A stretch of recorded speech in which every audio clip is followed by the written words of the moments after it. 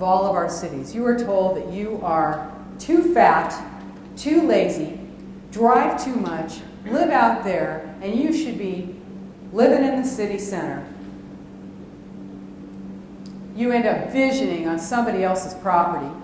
Those property owners aren't invited to those meetings. When you're in there with your crayons and your gold stars, drawing on the maps that are laid out by the consultants, the property owners aren't in there. And what is this? This is balancing the individual's rights against the rights of the community, the greater good, right? Now, it's new urbanism. You'll see it called that too. It is anti-rural.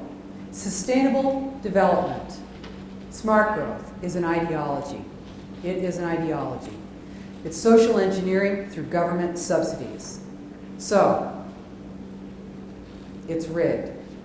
Now, you know what? It gets worse. Believe it or not. Because you thought we had 50 states, but we don't. We have 11 megaregions. 11 megaregions. And that doesn't mean that they cut the United States into 11 pieces. That means that 24%, 26% of the nation's landmass holds 74% of the population. If you're not in one of those mega cities, mega regions, you're in the wildlands. And we're talking about breaking jurisdictions. New Hampshire is part of the Northeast mega region. It goes from northern Virginia to southern Maine, from all the way west to the Appalachians and east to the Atlantic. Just think about that. That is the Northeast megaregion. It's part or all of 11 states: Virginia, Maryland, Delaware, Pennsylvania, New Jersey, New York, Connecticut, Rhode Island, Massachusetts, Maine, and New Hampshire. Part or all of 11 states. Think about that, part. 50 million people, 142 counties, and hundreds of cities. You think you're having a lot of influence right now on your city council? Think about what kind of influence you're going to have on a board like that. 142 counties? Part or all of 11 states. Now, Cascadia, this is megaregions. You go to america2050.org and you'll see that. This is a project of the Regional Plan Association, america2050.org. Cascadia is what they call the one in the Northwest. That's part of Oregon, part of Washington, and part of Canada. The one in Southern California includes part of Mexico. Most of these cities are ICLEI cities. The number one building block for megaregions is high-speed rail. High-speed rail is designed to fail. It's designed to sink you, to take your transportation dollars and pour them right down a hole. That's what it's about. We don't have any high-speed rail here in the United States. Why not? It's too expensive. But no, you are seeing that high-speed rail is the way to go. Boston corridor, you're going to have this. This is the plan. Out in California, they're trying to, they've got us for our taxes. That's going on forever. First they said, well, we're going to have Los Angeles, San Diego, all the way up to San Francisco. That's going to be by 2025. Then it's out to 2033. Then it's out to 2050. Now they're saying, okay, we'll build a little piece of it from Fresno to Bakersfield. Now I know you're laughing because you know that it's from nowhere to nowhere. But it's flat. Taking your money. So it's easy. And they're going to take your money in perpetuity. And that money is going right down. That's where your transportation tax dollars are going, for that. Because that is the justification then when they say they've got these mega regions, these mega cities, that how are you going to get around? Because you're not going to have your private vehicle because of vehicle miles travel taxes, toll roads, increased toll roads. You already paid for them with your taxes. But no, you're going to have to pay every time you use the road now. So you're going to have increased parking costs in towns. You're going to have new towns. Your town is going to be rebuilt so that you can't drive into your town. Your parking will be outside of your town in parking garages where you pay. You want to see what it looks like? Look at the EU, the European Union. That's redesigning government. That started with a trade agreement. Livable communities, sustainable community partnerships, one planet communities, this is all Agenda 21. Unelected boards and commissions, loss of our freedom and sovereignty. This is what it's about. The UN policy on land use was established in 1976. And that's where they said, that was at the UN conference on human settlements. That's where you live. You thought you lived in a town? It's a human settlement or a transit village. Right. In 1976, Habitat 1, this is what they said: land cannot be treated as an ordinary asset, controlled by individuals and subject to the pressures and inefficiencies of the market. Oh no, no. Private land ownership is also a principal instrument of accumulation and concentration of wealth, and therefore contributes to social injustice. Public control of land use is therefore indispensable. Public control of land use is therefore indispensable. If you've got doubts about communitarian law, look no further than the 2005 Supreme Court decision, the Kelo decision. New London, Connecticut, right? Now that was a redevelopment decision, but what it did was it redefined public use. You think of public use as being a road, a bridge, a water project, but public use was redefined in 2005 by the Supreme Court when it said that public use is whatever your government says it is. Public use is whatever makes more money for your government than whatever's there now. Greater good is whatever government says it is. The end justifies the means. Now here's the other part of Agenda 21. We've been talking about smart growth, urban concentrations, moving people into urban areas. Now you're out on land, you're saying, Rosa, nobody's taking me out of my property. What are you talking about?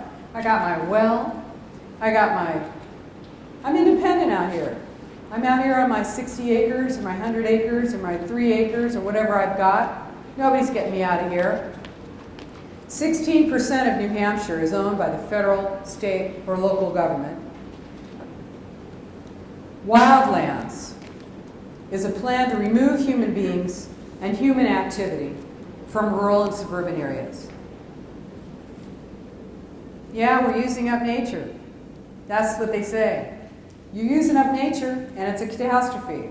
Now, for anybody who's gone across this great country in a plane, or even driven out to the edge of your town, you know that there are places out there before you had your cell phone, you could have gone off the road and been a skeleton before they found you. It's kind of a big country. And it's very agricultural. That is something that people who live in cities don't know. They don't know how much agriculture we have in our nation. Agriculture is dependent on inexpensive water and access to markets. But under the wildlands, we need linkages, right? We need corridors. Bambi and Bambo have to be able to get together, right? So, what's unsustainable? Dams, reservoirs, you might use that water. Straightening rivers, flood control, erosion control, brush cutting, forest management. How about those fires, huh? Dust. You know, they're releasing wild carnivores into the wild. I was just in Florida. I just came from Florida. They're releasing wild panthers back into the wild. Florida panther, right? Grizzlies, bears, wolves. Yeah, I think I'll go take a hike. That's right. That's one way of reducing populations out in the rural areas, right? Bring back coyotes. They're so cute. So this is one way that they are moving you out of your rural and suburban areas. They're closing your rural post offices. They're putting monitors on your well. You think you own that water? That's not your water. That's the common good. That's the community's water. They are pulverizing your roads to gravel, like they're doing in my county. We have 1,384 miles of rural roads in Sonoma County. And our county supervisors a couple years ago, they announced that they're only going to be paving 150 miles of our 1,384 miles of rural roads. The rest will be pulverized into gravel. Gee, I wonder if that's going to have any impact on your ability to sell your property or use your property or get to your property, in fact, or get your goods to market. No road, vehicle miles travel taxes, monitors on your wells, closed down post offices, closing rural schools. Pretty soon, there's not enough money out there in the county to provide any services because most of those properties then have been bought up by the land trust. When you're talking about view sheds, wetlands, buffer zones, biotic resources, streamside thresholds, you know, that guy I told you I praised that 1,400-acre ranch, and I was talking to a property owner who had finally been able to get a house on his 1,000 acres after he donated 400 acres. 400 acres to the land trust. I said, really? And he said, yeah, and not only that, but we had to identify the specific location, the envelope for the building. We couldn't put that house anywhere we wanted. There's a ridgeline corridor as well. We can't use any of the ridgeline. They were restricted. They had 1,000 acres. They were restricted to a ridiculously small area. And that was unusual that they actually were able to build. You'll see this all across the United States. This is regulatory takings. Now, I call it the No Pay APA, American Planning Association. No pay. Because what do they do? Remember I showed you, where is that thing? I showed you this. This is the cover of Growing Smart, Legislative Guidebook, Model, Statutes of Planning and the Management of Change. You think if you're on your council, you're a supervisor, and your staff comes to you with a law, with a new statute, with a new ordinance, you think they came up with that? No, they did not. That was brought to them in that book. They're like, that book is full of some of the most outrageous restrictions and ordinances that you have ever seen in your life. And the American Planning Association is teaching your planners how not to pay you to take your property rights, how to not compensate you.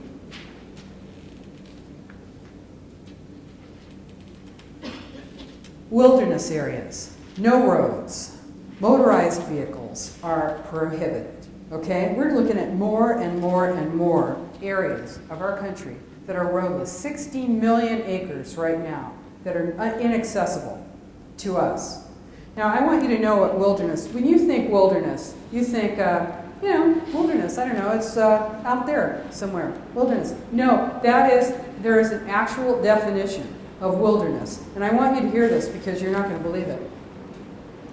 Check this out. Wilderness is an area, this is according to the United States Department of Agriculture, the National Forestry Service.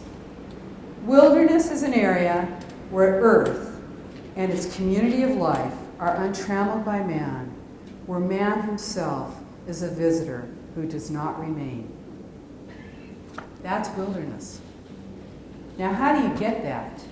There's a lot of people who live in wilderness. A lot of people who live in the federal areas, in federal ownership areas, in state lands and federal land. How do you get them out of there? It is a goal of these agencies to get people out, to get private property owners out of the rural and suburban areas and the wilderness areas so that they can be closed to access. This is absolutely happening. This is a loss of agriculture, a loss of our tax base.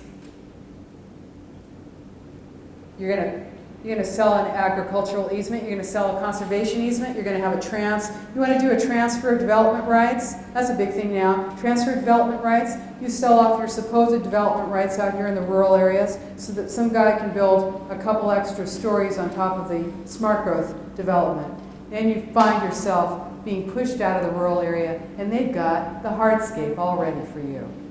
It may be vacant now, but your tax dollars are paying for it, and it's waiting for you. This is the way it's designed. I think you should take a look at the New Hampshire Innovative Land Use Planning Techniques Handbook for Sustainable Development. That was put together by the New Hampshire Department of Environmental Sciences and the New Hampshire Association of Regional Planning Commissions. Can you repeat that? Yes. It was the 2008 New Hampshire Innovative, don't you love that? Innovative Land Use Planning Techniques Handbook for Sustainable Development. It talks about transfer of development rights, increasing density in cities through land banks that sell credits and conservation easements. This is what you have now. You have a transfer of your property ownership. This is designed to take away your ownership in the areas that are considered to be wildlands. You want to look into the Northeast Landscapes. That's under the Regional Plan Association in American 2050. Northeast Landscapes. It gives grants to new nonprofits. Check this out. We're talking about a blurring of your government with corporations and nonprofits. We're talking about a loss. You know, you think right now you have difficulty having an impact on your elected officials. Think about your government partnering with nonprofits. Where do the nonprofits get their money? They get it from corporations. Okay? So this is a plan that gives grants to new nonprofits to partner with established nonprofits, existing nonprofits. New ones, they're popping up like mushrooms.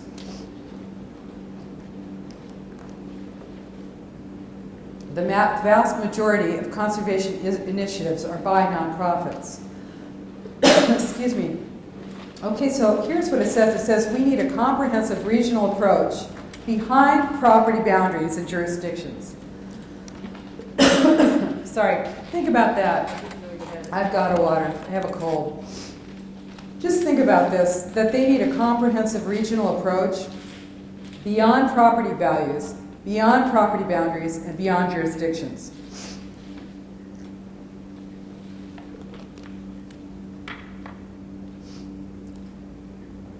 Excuse me, I'm choking her.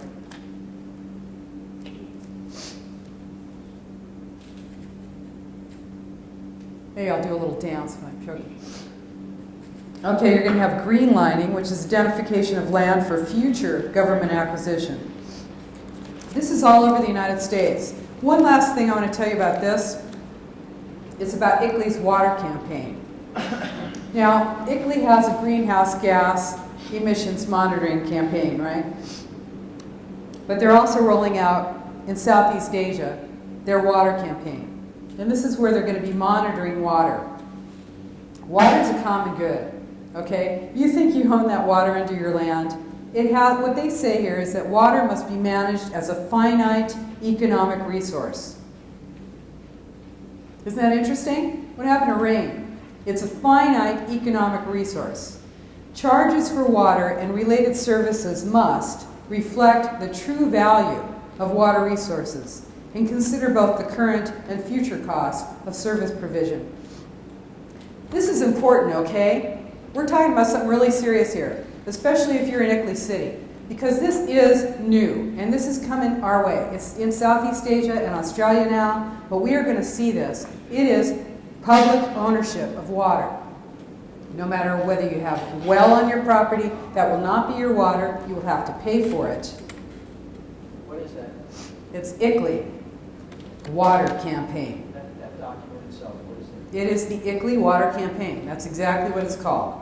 I have it on my website if you want to take a look. By the way, my website is DemocratsAgainstUNAgenda21.com. And we call it Democrats.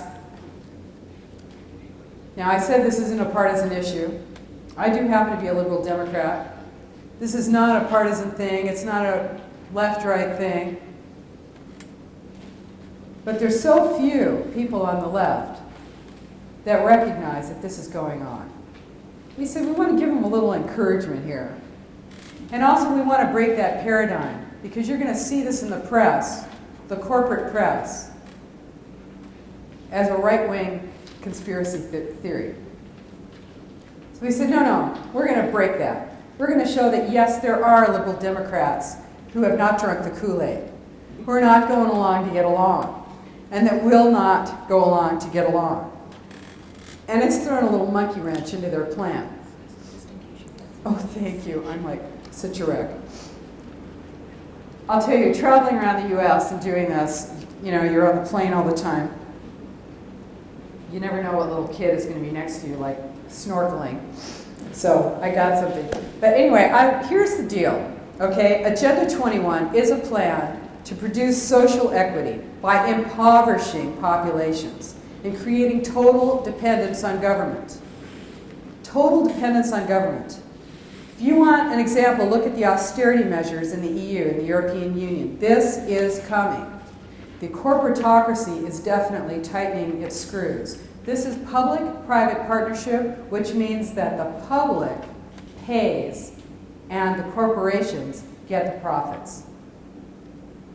The public takes all of the risk and the corporations get the money. You want to see where the left and the right come together? Take a look at that. This is a corporatocracy being erected right now. Privatization of public services, our water, sewer, energy, prisons. Think about that. Public-private partnerships and prisons. What do prisons need? Prisoners. How do they get more prisoners? Make more things crimes. What's the matter? You don't like the idea of a drone? What, are you hiding something? Would you commit a crime or something? Not yet. Or maybe you have and you just don't know yet. This is what it is. Under the cover of environmentalism, the rigid control of a totalitarian state is in progress right now. That is what's behind the green mask. It's an abuse of our trust. You know, there's nobody here who hasn't been abused. Everybody at some point in their life has been abused. This is rhetoric where you're being told one thing and the opposite is being done. This is Machiavellian. This is an abuse of our trust as Americans. It's not what you say, it's what you do. This is a hijacking of the environmental movement. You see with the USA Patriot Act, the National Defense Authorization Act, it designates the world as the battlefield and gives our government the right to detain and murder citizens in the homeland. The homeland. Can you believe that we accept that? The homeland? Right now, the FBI has the right, without a warrant, to get your hotel records, your bank records, your internet records, and your telephone records, without a warrant. Unreasonable search and seizure. You know, if you traveled lately, like I do, I refuse to go do the hokey pokey through their thing, their x-ray thing. Yeah, good for me. I get cut out of the herd, and everybody walks by like I don't exist. You know, I'm like always trying to make eye contact, but no, they don't look at me because now I'm bad. I must have done something. So I'm standing there barefoot, waiting for some woman to pat me down. And I do it. I stand there. And I have to give myself an extra half an hour because of what happens to me when I do this. So I stand there and I look down at her and I say, have you asked yourself if there's anything you're not willing to do for the money? Is there anything that you're not willing to do? Is there anything that they'll tell you to do that you won't do? Have you asked yourself? And then when she gets all the way down there, I say, I'm a lesbian. And that's when they make me wait about 20 minutes for my stuff. They're like pissed, you know. This is what's happening. We are being subjected. We are being treated as criminals in our own country, right? We have not committed any crimes. I always say to them, you caught anybody? With your stupid gloves that you're checking for explosives, for crying out loud. Who are you kidding? Yeah. Who's doing it to you? Check this one out. You talk about crime. You talk about being charged with a crime. Here's this little kid, May 5th, 2012. Colorado boy, 6, suspended in sexual harassment case. A 6-year-old was suspended for 3 days in Aurora, Colorado, after he told a girl, "I'm sexy and I know it," which is from a popular tune. And believe me, if you watch this video, you're going to be like, ugh, I can't believe that. But some little 6-year-old kid watched it and sang it to another little 6-year-old kid and was suspended in a sexual harassment case. How long will it be before a child will have something on his record? We are talking about creating criminals before they're even conscious. We're talking about you committing crimes that you have no idea you are committing. We are talking about creating a nation where anyone can be arrested for something and charged and held. We are talking about creating a nation of people who are willing to do anything in order to get out of trouble. People who are willing to go along to get along. You know, the Nazis are people. We're people, like us. And I don't think there's anybody in this room who got up this morning and thought to themselves that they would have been a person who would have put on a Nazi uniform. Every single one of us thinks that we would have been in the resistance. And you are in the resistance now. This is what it looks like. The Nazis had a person right down at the bottom of the ladder, a block leader was what they called him. He was a spy, guy who went around. He was responsible for 50 or so houses. He was responsible to know what everybody was doing, who everybody was, what they were thinking. When you told a joke about the Fuhrer, wasn't long before you were out of there. People were conditioned to report. They used pressure, social pressure, communitarianism. You want to stand up in a meeting, in a government meeting right now, and speak your mind like Rick and Mary Hubbard and Jack are doing, like many of us are doing now across the nation? You will be subjected to pressure, social pressure, shame, embarrassment, mockery. You may lose your job. You may lose contracts. Your child may be harassed. This is our nation.